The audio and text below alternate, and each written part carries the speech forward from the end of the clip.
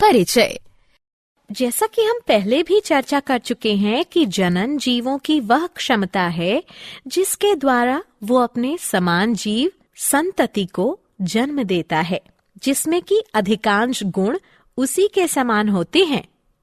हाँ माधुरी, वह प्रक्रिया जिसमें नर और मादा युग्मक के संलयन से एक नए जीव की उत्पत्ति होती है, लैंगिक जनन कहलाती है।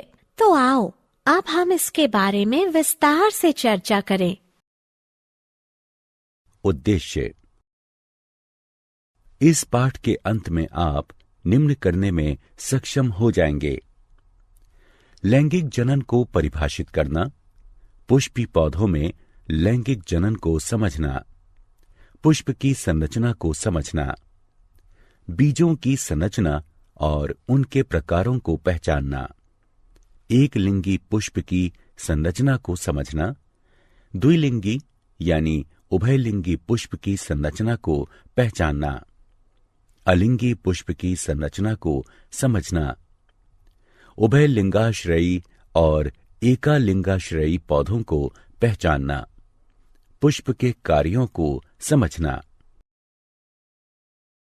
पुष्पक्रम की संरचना तथा उसके प्रकारों को पहचानना, परागण की प्रक्रिया और उसके प्रकारों को समझना, निषेचन की प्रक्रिया को समझना, बीजांड की संरचना को पहचानना, युग्मक संलयन की प्रक्रिया को समझना, त्रिसंलयन की प्रक्रिया को समझना, द्विनिषेचन की प्रक्रिया को समझना।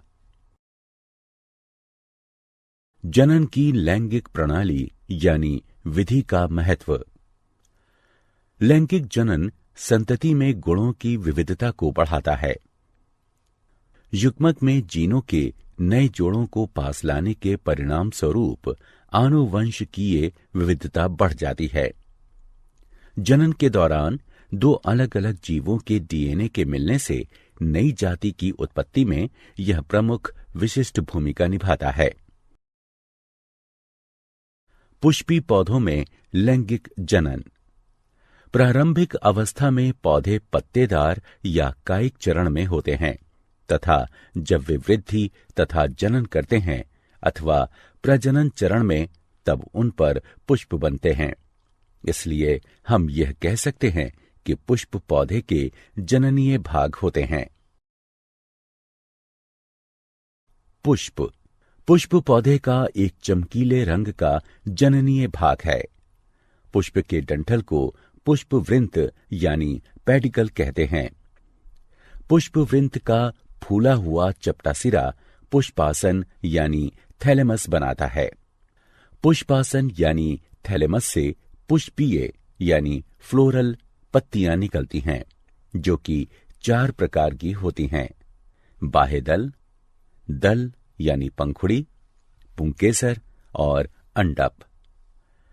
बाह्यदल और दल यानी पंखुड़ी पुष्प के जनन के लिए अनावश्यक भाग हैं, जबकि पुंकेसर और अंडप पुष्प के आवश्यक भागों का निर्माण करते हैं तथा इनमें जनन कोशिकाएं पाई जाती हैं। बाह्यदल या कैलिक्स हरे रंग के होते हैं तथा पुष्प का बाहरी चक्र बनाते हैं। दल यानी पंखुड़ी या कोरोला बाह्य दल के बाद स्थित होते हैं। ये अधिकतर रंगीन होते हैं तथा कीटों को परागण के लिए आकर्षित करते हैं। पुंकेसर या पुमंग दल यानी पंखुड़ी के बाद स्थित होते हैं। प्रत्येक पुंकेसर वृत्त सदृश डंठल तंतु और चपटी घुंडी सदृश परागकोश से बना होता है। परागकोश में पराग पुटियां यानी पोलन सैक पाई जाती हैं, जो कि परागकण का निर्माण करती हैं। पुंकेसर पुष्प के नर भाग को प्रदर्शित करता है। अंडप या जायांग पुष्प का मादा भाग होता है और पुष्प के बीच का भाग बनाता है। अंडप फूले हुए आधारीय अंडाशय, मध्यवर्तिका और ऊपरी घुंडी सदृश भाग वर्तिकाग्र को दर्शाता है। अंडाशय बीजांड धारण करता है जो कि बीज में बदल जाते हैं। फल बीजों को घेरते हैं तथा उनकी रक्षा करते हैं।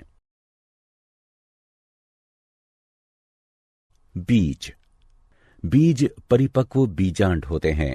बीज के अंदर भ्रूण तथा संचित भोजन पाया जाता है, जो कि अंकुर बनने के समय विकसित हो रहे भ्रूण के द्वारा प्रयोग में लाया जाता है। एक परिपक्व बीज दो महत्वपूर्ण भागों से मिलकर बना है, जो कि इस प्रकार है: बीजावरण और भ्रूण। बीजावरण एक सख्त परत होती है जो कि बीज के आंतरिक भागों की रक्षा करती है। भ्रूण मूलांकुर, प्रांकुर और बीज पत्रों से मिलकर बना होता है। मूलांकुर नवीन जड़ बनाता है तथा प्रांकुर नवीन तने का निर्माण करता है। बीज एक बीज पत्री तब कहलाता है जब उसमें एक बीज पत्र पाया जाता है तथा द्विबीज पत्री तब कहलाता है जब उसमें दो बीज पत्र उपस्थित होते हैं। बीज भ्रूण पोषीय तब हो सकता है जब उसमें भ्रूण पोष पाया जाता है तथा भ्रूण पोष रहित तब होता है जब उसमें भ्रूण पोष उपस्थित नहीं होता है।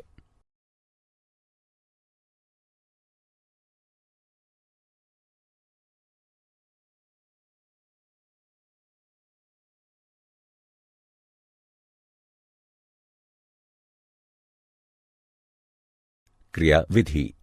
चलिए बीज की संरचना को भलीभांति समझने के लिए एक क्रिया विधि करते हैं। हमने कुछ चने के बीजों और कुछ मक्के के बीजों को रात भर जल में डुबो कर रखा।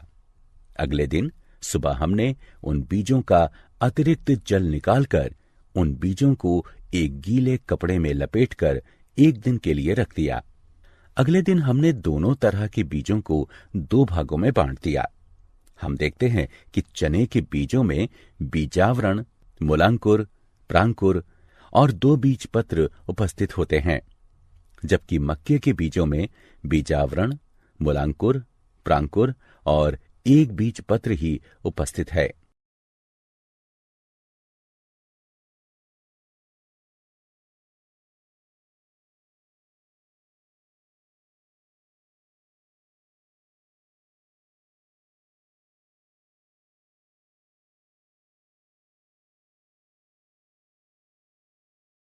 एक लिंगी पुष्प वे पुष्प जिनमें या तो पुंकेसर या स्त्री केसर पाया जाता है, उन्हें एक लिंगी पुष्प कहते हैं। उदाहरण: पपीता, तरबूज।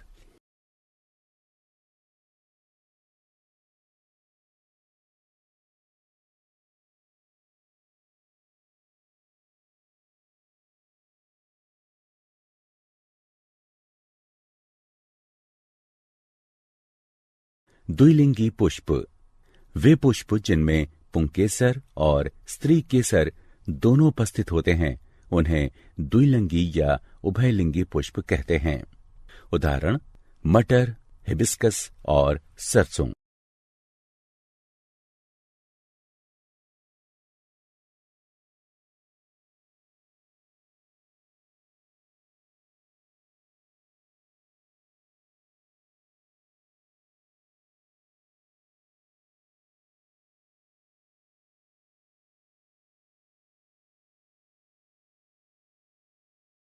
अलिंगी पुष्प वे पुष्प जिनमें पुंकेसर और स्त्री केसर दोनों ही अनुपस्थित होते हैं, उन्हें अलिंगी पुष्प कहते हैं।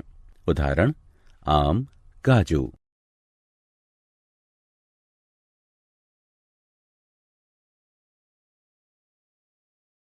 उभयलिंगाश्रयी तथा एकालिंगाश्रयी पौधे वे पौधे जिनमें दोनों प्रकार के एक लिंगी पुष्प पाए जाते हैं, उभयलिंगाश्रयी पौधे कहलाते हैं।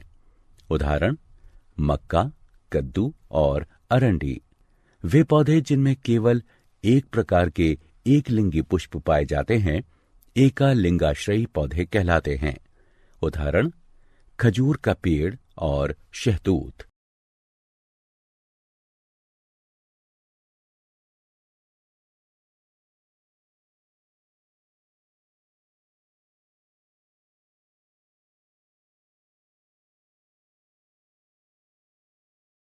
पुष्प के कार्य। पुष्प में नर जननांग पुंकेसर तथा मादा जननांग अंडक पाए जाते हैं। पुष्प पौधे का वह भाग है जो कि लैंगिक जनन में भाग लेता है। अंडाशय परिपक्व होकर फल का निर्माण करता है जिसमें बीज उपस्थित होते हैं।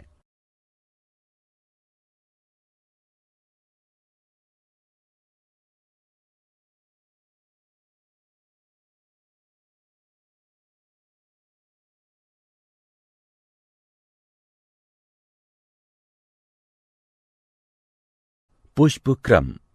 पुष्प सदैव अकेले नहीं पाए जाते हैं। ऐसे पुष्प जो कि आकार में छोटे होते हैं वे अधिकतर गुच्छों में पाए जाते हैं। वह अक्ष जिस पर कि पुष्पों का गुच्छा लगा होता है पुष्प क्रम कहलाता है। यह अंतस्थ अथवा कक्षीय हो सकता है। फूल गोभी पुष्प क्रम का एक अच्छा उदाहरण है। परागण। पौधे का नया बीज तब बनता है जब एक नर युग्मक जो कि परागकण में उपस्थित होता है एक मादा युग्मक जो कि बीजांड में उपस्थित होता है के साथ संलयित होता है। एक पुंकेसर के परागकोश से अंडक के वर्तिकाग्र तक परागकण के स्थानांतरित होने को परागण कहते हैं। परागकण कई अभिकर्मकों यानी कारकों जैसे कीड़े, पक्षी, मनुष्य और जल के द्वारा स्थानांतरित होते हैं। परागण दो प्रकार का होता है, स्वपरागण और परपरागण। जब परागकण एक पौधे के पुष्प के परागकोश से उसी पुष्प या अन्य पुष्प के वर्तिकाग्र तक स्थानांतरित होते हैं तो उसे स्वपरागण कहते हैं। जब परागकण एक पौधे के पुष्प के परागकोश से उसी जाति के दूसरे पौधे के अन्य पुष्प के वर्तिकाग्र तक स्थानांतरित होते हैं तो उसे परपरागण कहते हैं। निषेचन। परागकण का वर्तिकाग्र पर गिरने के पश्चात अगला चरण निषेचन होता है। नर और मादा युग्मक के संलयन से युग्मनज बनने की प्रक्रिया को निषेचन कहते हैं। लैंगिक जनन के दौरान यह निम्न चरणों में होता है। जब एक परागकण अंडक के वर्तिकाग्र पर गिरता है तब यह फट जाता है और वर्तिका से होकर ये पराग नलिका से नीचे जाकर अंडाशय में मादा युग्मक की तरफ पहुंचकर वृद्धि करता है। पराग नलिका में दो नर युग्मकों का निर्माण होता है। एक नर युग्मक पराग नलिका से नीचे चला जाता है। पराग नलिका अंडाशय के बीजांड में प्रवेश करती है। पराग नलिका का सिरा फट जाता है और नर युग्मक पराग नलिका से बाहर निकल आता है। अंडाशय में पराग का नर युग्मक बीजांड में उपस्थित मादा युग्मक अथवा अंड के केंद्रक से जुड़कर निषेचित अंड का निर्माण करता है जिसे युग्मनज कहते हैं। निषेचन के पश्चात युग्मनज कई बार विभाजित होकर बीजांड में भ्रूण का निर्माण करता है। तब बीजांड एक सख्त आवरण का विकास करता है और बीज बन जाता है। बीज पौधे की जननीय इकाई है। ये अपने अंदर भविष्य के भ्रूण को रखते हैं जो कि बाद में अंकुर में विकसित हो जाता है। बीजांड। बीज वाले पौधों में बहुत छोटी सी संरचना भ्रूण कोश होती है जो कि बीजांड काय से घिरी होती है और निषेचन के पश्चात बीज में विकसित हो जाती है। इसके 3 भाग होते हैं। अध्यावरण इसकी बाहरी परत बनाता है। बीजांड काय यानी गुरु बीजाणुधानी तथा गुरु बीजाणु युक्त मादा युग्मकोद्भिद यानी गुरु युग्मकोद्भिद इसके मध्य में स्थित होता है। गुरु युग्मकोद्भिद जो कि पुष्पी पौधों में भ्रूण कोश भी कहलाता है, निषेचन के लिए एक अंड कोशिका या कई समूहों में अनेक अंड कोशिकाओं का निर्माण करता है। निषेचन के पश्चात बीजांड एक बीज में विकसित हो जाता है। युग्मक संलयन। एक नर युग्मक अंड से संलयित होकर द्विगुणित युग्मनज बनाता है। इसे युग्मक संलयन कहते हैं।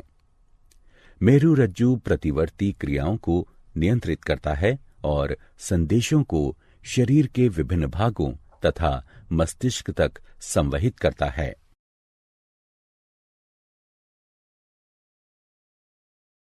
त्रिसंलयन। दूसरा नर युग्मक द्वितीयक केंद्रक के साथ संलयित होकर प्राथमिक भ्रूणपोष केंद्रक बनाता है। इसे त्रिसंलयन इसलिए कहते हैं क्योंकि संलयन प्रक्रिया में 3 केंद्रक सम्मिलित होते हैं, एक नर युग्मक और 2 ध्रुवीय कोशिकाएं। द्विनिषेचन। 2 युग्मकों के युग्मक संलयन द्वारा एक ही भ्रूणकोश यानी पुटी में 2 बार निषेचन की प्रक्रिया घटित होने और त्रिसंलयन को द्विनिषेचन कहते हैं। क्या आप जानते हैं पक्षियों के द्वारा किया गया परागण पक्षी परागण कहलाता है। जलोद्भिद पुष्पों में परागकण हल्के होते हैं किंतु मोम से ढके होते हैं। खाने योग्य पराग रोसा, मैग्नोलिया और क्लीमेंटिस के द्वारा बनाए जाते हैं। ज़ोस्टेरा में सबसे लंबा पराग लगभग 2500 माइक्रोमीटर लंबाई का पाया जाता है, जबकि मयोसोटिस में सबसे छोटा पराग लगभग 2.5 से 3.5 माइक्रोमीटर लंबाई तक का पाया जाता है। एरीथ्रीना में कौओं और गिलहरियों के द्वारा परागण होता है। वायु में पराग की उपस्थिति के कारण प्रत्यूर्जिता यानी एलर्जी अभिक्रिया होती है, जिसके कारण हे बुखार हो जाता है। निषेचन के बिना अंड के विकास को अनिषेक जनन कहते हैं। निषेचन के बिना फल बनने की प्रक्रिया को अनिषेक फलन कहते हैं।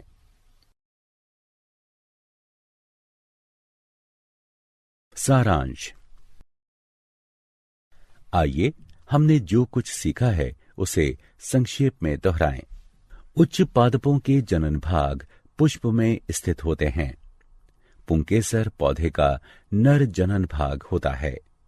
अंडक पुष्प के केंद्र में स्थित होता है तथा मादा जनन भाग होता है। परागकोश से वर्तिकाग्र तक परागकण का स्थानांतरण परागण कहलाता है। परागण 2 प्रकार का होता है, स्वपरागण और परापरागण। अंडाशय पककर फल बन जाती है। फल बीजों को मुक्त यानी छोड़ने में सक्षम होते हैं।